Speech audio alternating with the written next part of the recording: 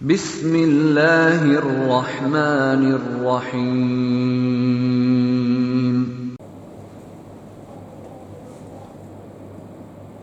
عزیز طلبہ و طالبات،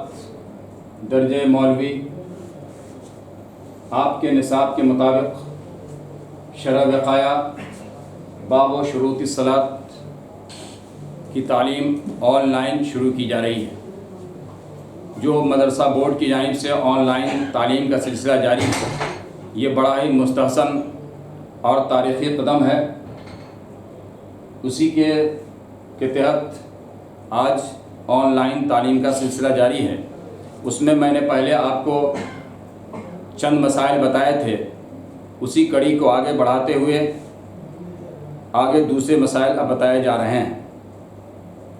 اما ان علم احدهم فی الصلاۃ جہت توجہ الامام وما ذلك خالفه لا يجوز صلاته، وكذا اذا علم ان الامام خلفه فقوله وهم خلفه فيه تساهل، لأن كلامنا فيما إذا لم يعلم أحد أن الإمام إلى أي جهة توجه فكيف يعلم أنه خلف الإمام؟ فالمراد أنه يعلم أن الإمام أمامه، وهذا أعم من أن يكون هو خلف الإمام أو لا، لأنه إذا كان الإمام قدامه يحتمل أن يكون وجهه إلى وجه الإمام أو إلى جنبه أو إلى ظهره، وإنما يكون هو خلف الإمام إذا كان وجهه إلى ظهر الإمام، وحينئذ يكون جهة توجه الإمام معلومة وكلامنا ليس في هذا۔ اس سے پہلے یہ مسئلہ بتایا گیا تھا کہ اگر رات کی تاریکی میں جماعت کے ساتھ نماز پڑھی جا رہی ہو اور امام کس جہت میں نماز پڑھ رہا ہے اس کا علم نہیں ہے، مقتدیوں نے کو بھی قبلے کا علم نہیں تھا، ان لوگوں نے خود اپنے طور پہ تحری کر کے امام کے پیچھے نماز ادا کی، تو یہ بات بتائی گئی کہ اگر ان کو یہ یقین ہے کہ امام کے ہم پیچھے ہیں تو ان لوگوں کی نماز ہو گئی۔ اب آگے دوسرا مسئلہ اسی سے متعلق یہ بتایا جا رہا ہے کہ اما ان علم احدهم فی الصلاۃ جہت توجہ الامام وما ذلك خالفه لا يجوز صلاته، کہ اگر دوران نماز کے دوران ان میں سے کسی کو امام کی جہت کا علم ہو گیا کہ امام کس جانب رخ کر کے نماز پڑھ رہا ہے، اس کے باوجود اس نے امام کی مخالفت کی، یعنی امام کی جہت کی جانب اپنی جہت نہیں کیا، اس جانب رخ نہیں کیا، تو ایسی صورت میں کہہ رہے ہیں لا یجوز صلاۃ، اس کی نماز نہیں ہوگی۔ وَكَذَا إِذَا عَلِمَ أَنَّ الْإِمَامَ خَلْفَهُ،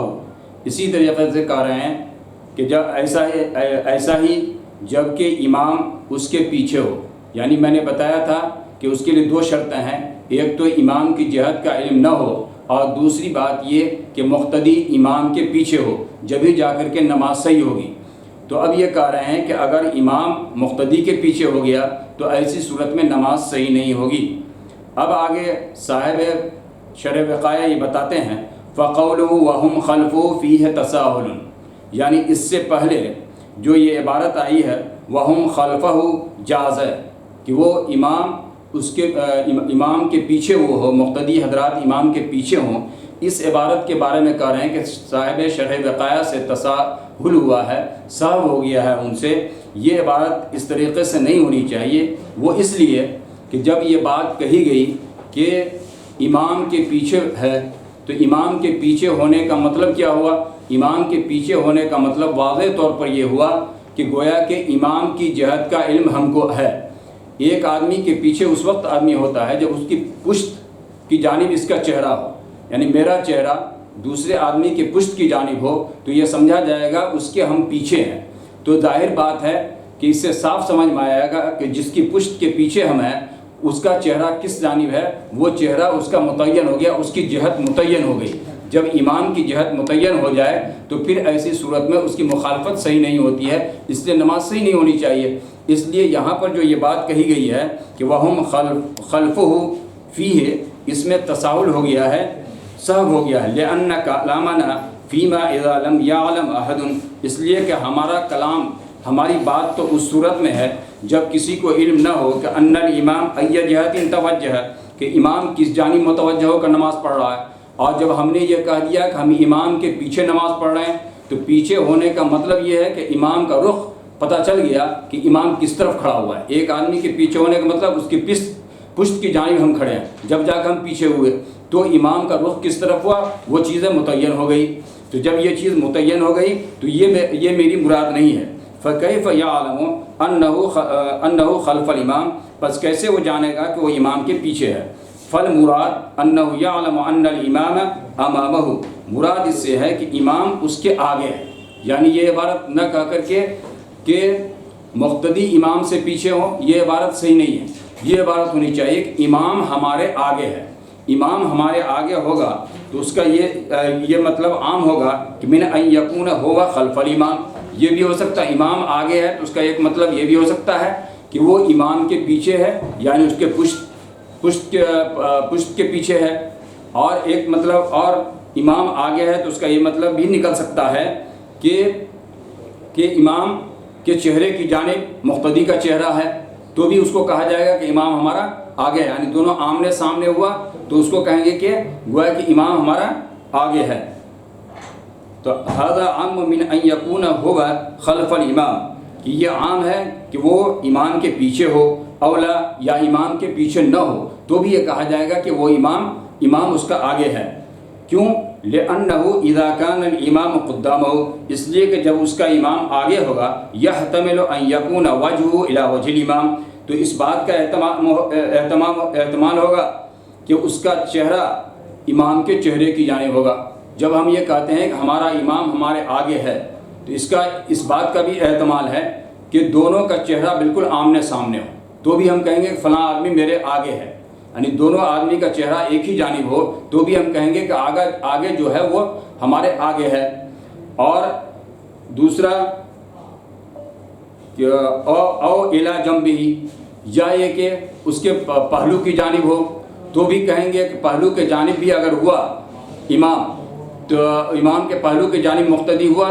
تو بھی امام آگے ہوا۔ او الی ظہری، یا امام کے پشت کی جانب مقتدی ہوا تو بھی کہیں گے کہ امام آگے ہے۔ اس لیے یہ کہنا کہ وَهُمْ خَلْفُهُ، امام اس کے امام کے پیچھے مقتدی ہو، یہ عبارت مناسب نہیں معلوم ہوتی ہے۔ یہ کہنا زیادہ بہتر ہے کہ یہ کہا جائے کہ امام ہمارے آگے ہے۔ وَإِنَّمَا يَكُونُ هُوَ خَلْفَ الْإِمَامِ، اور وہ امام کے پیچھے ہے۔ اِذَا كَانَ وَجْهُهُ إِلَى ظَهْرِ الْإِمَامِ، کہ جبکہ اس کا چہرہ امام کی پشت کی جانب ہو۔ وَحِينَئِذٍ يَكُونُ جِهَةُ تَوَجُّهِ الْإِمَامِ مَعْلُومَةً، اس لیے کہ جب اس کا چہرہ امام کے پشت کی جانب ہوگا، پیٹھ کی جانب ہوگا، تو اس وقت امام کے جہت کا علم ہو جائے گا، امام کے جہت کا علم ہو جائے گا۔ وَكَلَامُنَا لَيْسَ فِيهِ، اور ہماری یہ مراد نہیں ہے، ہماری بات اور ہماری گفتگو اس سلسلے میں نہیں ہے۔ اگر یہ معنی مراد لیں گے تو پھر ایسی صورت میں نماز ہی نہیں ہوگی۔ وَعِبَارَةُ الْمُخْتَصَرِ وَلَا يَضُرُّ جَهْلُهُ جِهَةَ إِمَامِهِ إِذَا عَلِمَ أَنَّهُ لَيْسَ خَلْفَهُ بَلْ تَقَدَّمَهُ۔ اب مختصر الوقایہ کی عبارت وَلَا يَضُرُّ جَهْلُهُ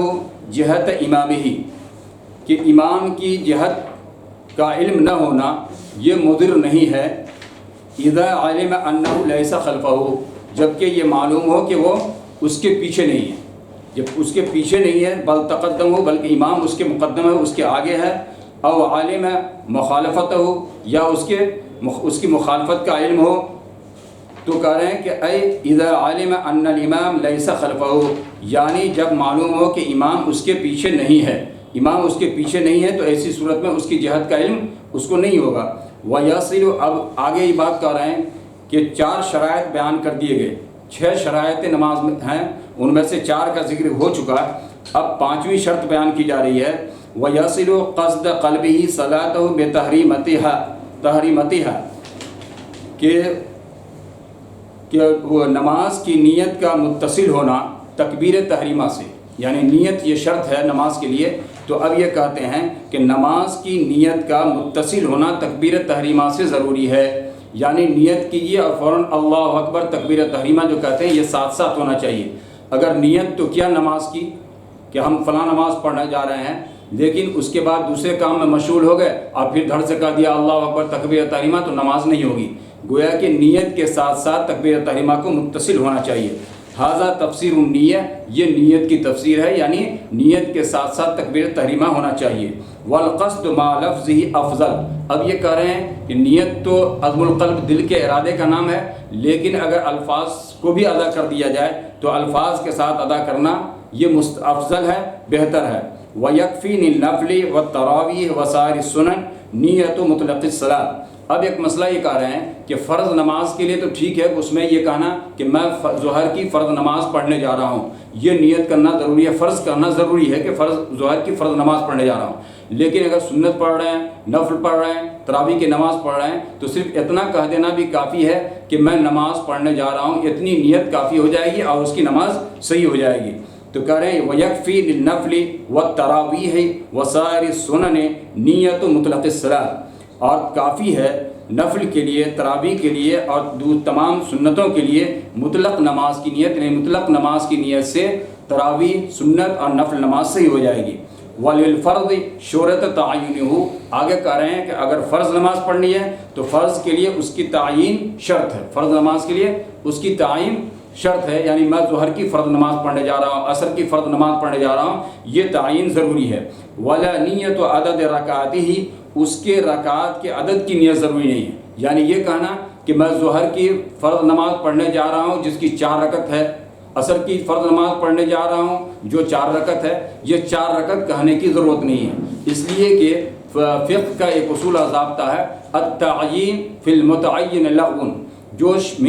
چیزیں من جانب شرع متعین ہے اس کے تعین کی ضرورت نہیں ہے، اس میں تعین لغو ہے۔ آپ کو یہ کہنے کی ضرورت نہیں ہے کہ ہم 4 رکعت ظہر کی نماز پڑھنے جا رہے ہیں، فرض نماز پڑھنے جا رہے ہیں، ظہر کی عصر کی فرض نماز پڑھنے جا رہے ہیں، اتنا کافی ہے، 4 رکعت کہنا یہ شرط اور ضروری نہیں ہے۔ وَلِلْمُقْتَدِي نِيَّةُ صَلَاتِهِ وَاِقْتِدَائِهِ، آگے آپ یہ کہہ رہے ہیں کہ مقتدی کے لیے نماز کی نیت بھی ضروری ہے اور اپنے امام کی اقتداء کی بھی نیت ضروری ہے کہ میں اس امام کے پیچھے، اس امام کی اقتداء میں نماز پڑھنے جا رہا ہوں، تو مقتدی کے لیے اپنی نماز کی نیت بھی کرنا ہے اور امام کی اقتداء کی نیت بھی کرنی ہے۔ یہ 6 شرائط تھے اس کے نماز کے، ان 6 شرائط کو صاحب کتاب نے اچھے انداز میں بتا دیا ہے۔ عزیز طلبہ، مجھے یقین ہے کہ آپ نے ان کو اچھی طرح سمجھ لیا ہوگا۔ اگر آپ کو کہیں سمجھنے میں کوئی دقت اور دشواری ہو تو ایسی صورت میں کامنٹس باکس کے اندر آپ اپنا اعتراض اور اشکال اور جو وضاحت آپ کو مطلوب ہے آپ اس کو لکھیں گے تو انشاءاللہ اس کے تشفی بخش جواب دینے کی کوشش کی جائے گی۔ آج کا سبق اتنا ہی، بقیہ آئندہ انشاءاللہ۔